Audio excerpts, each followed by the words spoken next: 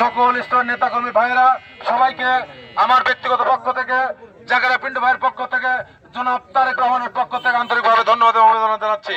সংগ্রামী নেতৃবৃন্দ, এ পর্যায়ে আপনারা সবাই জানেন তারেক রহমানের 31 দফা বাস্তবায়নের লক্ষ্যে তারেক রহমানের 31 দফা জনগণের সামনে তুলে ধরার জন্য আটঘরে ঈশ্বরদের নিবেদিত নিষ্পেষিত জনগণকে একত্রিত করার জন্য আমাদের প্রিয় নেতা জনাব জাকারিয়া পিন্টু আগামী দিনের ঈশ্বরদী আটঘরিয়া ধানের শীষের কাণ্ডারি তিনি আজকে মাঠে নেমেছেন এবং আটঘর ঈশ্বরদের নিবেদিত নিষ্পেষিত অবহেলিত জনগোষ্ঠীকে আজকে একত্রেন।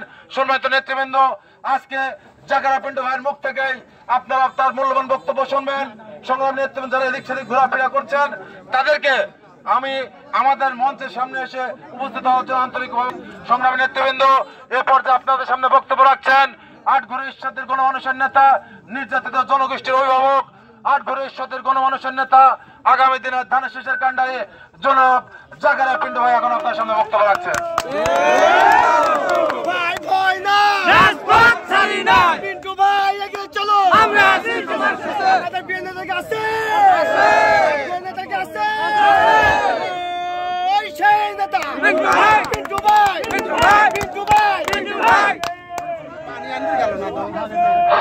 বিসমিল্লাহির রহমানির রহিম।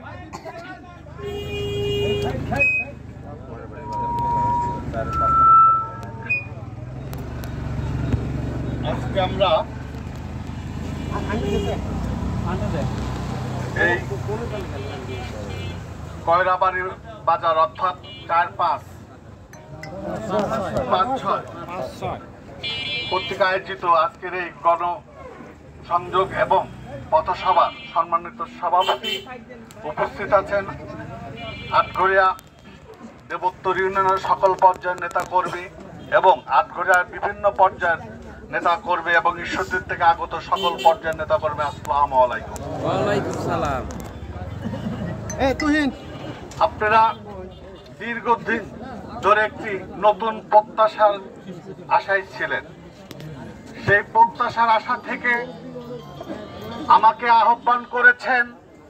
আমি আপনাদের আহ্বানে সাড়া দিয়ে 31 দফা আমাদের অ্যাক্টিং চেয়ারম্যান জনাব তারেক রহমানের 31 দফাকে নিয়ে দলকে পুনর্গঠন করার লক্ষ্যে আজকে আমি আপনাদের মাঝে এসে উপস্থিত হয়েছি।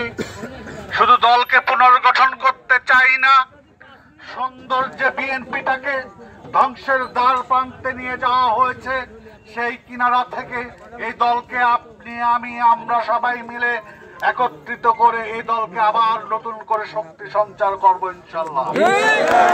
পাশাপাশি শুধু দলকে শক্তিশালী করলেই হবে না, দলকে একটা সুন্দর নেতৃত্ব উপহার দিতে হবে এবং আমরা যেন সবাই মিলে সুন্দর একটি নেতৃত্ব বাছাই করতে পারি, যেন যে নেতৃত্বের কাছে এই বিএনপি, এই ধানের শীষ নিরাপদ থাকে। এই লক্ষ্যে আজকে আমরা সবাই ঐক্যবদ্ধভাবে আপনাদের মাঝে এসেছি। সম্মানিত উপস্থিতি, অত্র অঞ্চলের ব্যবসায়িক সকল পর্যায়ের আমার প্রান্তীয় সাধারণ মানুষ, আপনাদের কিছু বলার নেই, শুধু একটি কথাই বলতে চাই, আপনারা সবাই সচেতন, আপনারা বয়োজ্যেষ্ঠ, আপনারা আমার বন্ধু সমতুল্য আছেন আজকের প্রজন্মের ছাত্ররা। আমি তাদের মাধ্যমেও আমার মা বোন যারা বাড়িতে আছে আমি তাদের কাছেও আপনাদের মাধ্যম দিয়ে উদাত্ত আহ্বান জানাচ্ছি, আগামী দিনে আমরা যেন যদি ধানের শীষ মনোনীত করে আনতে পারি, অবশ্যই আপনারা আমাদের সেই ধানের শীষকে বিজয় করবেন। এই আপনাদের মাধ্যম দিয়ে আমার মা বোনের কাছে সেই উদাত্ত আহ্বান রাখছি। পাশাপাশি একটি কথা বলতে চাই, সত্যি সত্যি একটি পরিবর্তনের হাওয়া এসেছে এবং অচিরেই আপনারা হয়তো এর দৃষ্টান্ত আপনারা দেখতে পাবেন এবং আমরা যেন ভুলে না যাই, দিন শেষে সবাই আমরা বিএনপি, দিন শেষে সবাই আমরা ধানের শীষ। তাই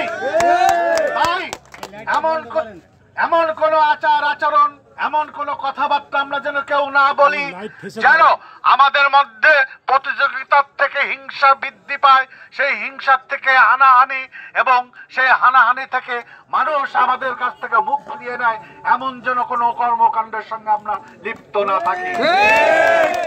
প্রিয় ভাইরা, আজকে আমরা প্রতিযোগিতায় আছি। আমি বারবার বলেছি, আমার প্রিয় বড় ভাই হাবিবুর রহমান হাবিব ভাইকেও বলেছি, হাবিব ভাই আমি মাঠে আছি, আপনি আছেন, আমরা প্রতিযোগিতায় থাকবো, কিন্তু কখনো যেন প্রতিহিংসার রূপ না নেয়। অত্যন্ত দুঃখের বিষয় পরিলক্ষিত করতে পারছি, কেন জানি অস্থির হয়ে উঠেছে, কেন যেন মেনে নিতে পারছে না ওনার কথা, আমি ছাড়া কেউ প্রার্থিতা থাকবে না। এটা কোন ধরনের স্বৈরাচারী আচরণ মনোভাব?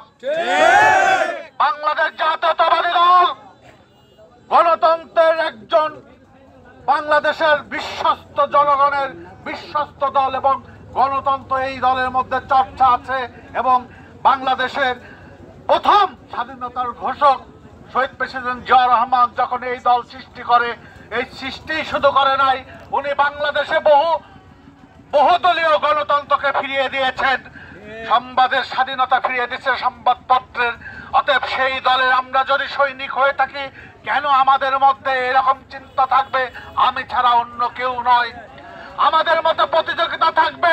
বিএনপি একটা বাংলাদেশের বৃহৎ দল, একটি আসলে 3 থেকে 4 থেকে 10 জন প্রার্থী হতে পারবে, গণতন্ত্রের শোভা নাকি? আমার বড় ভাই চাই না আমি ছাড়া অন্য কেউ প্রার্থী ঘোষণা দিক। যা হোক, দল সেটার বিবেচনা করছে, সেটা বিবেচনা করবে। আপনি যদি মনোনয়ন পান, অবশ্যই এই বিএনপি সবাই আপনার জন্য খাটবে, এবং আমি যদি পাই আপনারা উচিত হবে অন্তবার একটি বার ধানের শীষে আপনি ভোট দিন, ধানের শীষে ভোট দিন। আহ্বান রেখে পরিশেষে আজকের এখানকার গণসংযোগের সকল নেতা কর্মী এবং 14 জনদেরকে আমার ব্যক্তিগত পক্ষ থেকে সালাম এবং শুভেচ্ছা দিয়ে আমার সংক্ষিপ্ত পথসভা শেষ করছি। আসসালামু আলাইকুম। বাংলাদেশ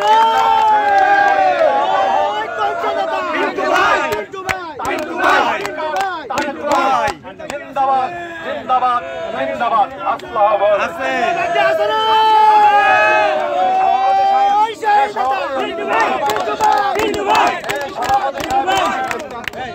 আজকের এই পথসভার সভাপতি সাহেব শুভেচ্ছা বক্তব্য দিয়ে উনি সমাপনী ঘোষণা করেন।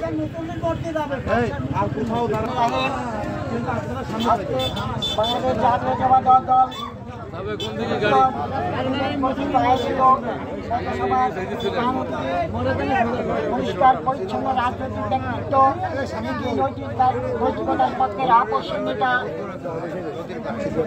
বাংলাদেশ পাবনা 4 আসনের আগ্রহী ঈশ্বরদীর মনোনয়ন প্রত্যাশী জনাব জাকারিয়া পিন্টু ভাইকে আপনারা সবাই ধানের শীষ প্রতীকে ভোট দিয়ে জয়যুক্ত করবেন। সবাই হাত তুলেন, হাত তুলেন। ধানের শীষের পক্ষে কারা আছে? জাকারিয়া পিন্টুর পক্ষে কারা আছে? মিডিয়ার ভাইরা দেখে নেন কারা আছে, হাত তুলেন। প্রিয় ভাইয়ের আমার, এই বলে আজকের দেবুত্তর ইউনিয়ন কর্তৃক আয়োজিত বাংলাদেশ জাতীয়তাবাদী দল বিএনপি গণসংযোগের সমাপ্ত ঘোষণা করছি।